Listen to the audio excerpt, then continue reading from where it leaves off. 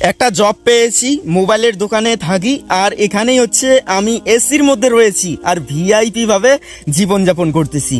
আর এদিকে বাড়িতে বাবা একাই খেটে মরছে দুপুরি এই রোদের মধ্যে। দেখতে পাচ্ছ বাবা রোয়া রোপণ করা থেকে শুরু করে জমিতে হাল চাষ করা থেকে শুরু করে সমস্ত কাজগুলো বাড়িতে একাই করতেছে আমাকে ছাড়াই। বন্ধুরা, আমি সত্যি গর্বিত, কারণ আমি একজন সাধারণ কৃষকের ছেলে। কারণ আমাদের মতো কৃষকরা যদি না থাকতো না, তাহলে আম্বানির মতো পরিবারকেও না খেয়ে মরতে হতো।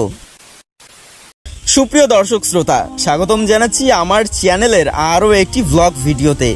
সবাই জানো আমি কিন্তু একটা মোবাইল বাজারে এই দোকানেই আমি জব পেয়েছি, আর আমি এই চাংড়াবান্ধাতেই থাকি, বাড়ি আসি না।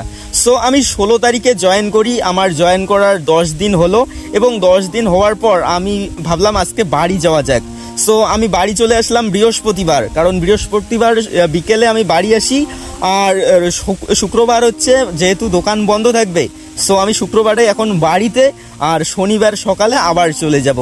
আর বাড়িতে এসে যখন শুনতেছি আর দেখতেছি যে এই রকম একটা অবস্থা, কারণ প্রতিবার যখন এইরকম একটা সিজন আসে, ধান চাষ করা থেকে শুরু করে প্রতিটা সিজনেই আমি বাড়িতেই থাকি আর বাবার সঙ্গে আর কি তার কাজে সহযোগিতা করি। আর এইবার এমন একটা সিচুয়েশনে পড়লাম, আর এমন টাইমে আমি জয়েন করলাম যে বাড়িতে এই মুহূর্তে বাবা একাই কাজ করতে হচ্ছে, একাই খাটতে হচ্ছে তাকে। ভাই, বাড়িতে এসে যখন এইসব শুনতেছি না, মানে যে একটা মানে ভাষাটা বলে বোঝাতে পারছি না, এরকম একটা খারাপ লেগেছে। সো এই মুহূর্তে তোমরা দেখতে পাচ্ছ আমিও মাঠে চলে এসেছি, এবং মাঠে আমিও আর কি ধান রোপণ করতেছি।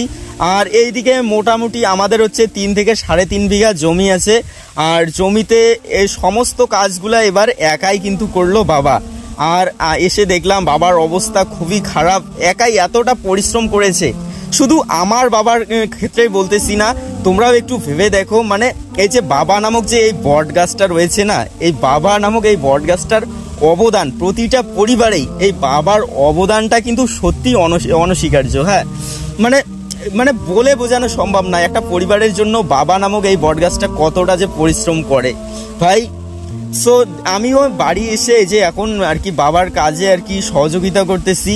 আর হচ্ছে এই সমস্ত এই দিকে জমিগুলা মোট হচ্ছে 3 থেকে 3.5 বিঘা জমি আমাদের। আর এইগুলো সব কিছু কিন্তু এই যে রোয়া গাড়া কমপ্লিট করে দিয়েছে বাবা একাই, আমাকে ছাড়াই।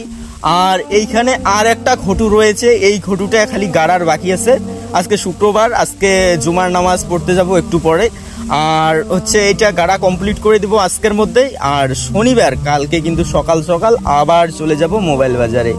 সো বন্ধুরা, আমি একটা কথাই তোমাদের বলবো, তোমরা সব সময় ভাই বাবা মায়ের পাশে থেকো প্লিজ। কেউ আবার এটা এইসব আর কি জ্ঞান ট্যান ভেবো না। হ্যাঁ, মানে একটাই কথা বলবো, সবাই প্লিজ বাবা মায়ের পাশে থেকো, আর কখনো ভাই বাবা মাকে আর কি কষ্ট দিও না প্লিজ। তোমাদেরকেও বলবো সবসময় বাবা মায়ের খেয়াল রেখো, আর তোমরাও সবাই ভালো থেকো। হ্যাঁ, সবাইকে অনেক ভালোবাসা রইলো সবার জন্য।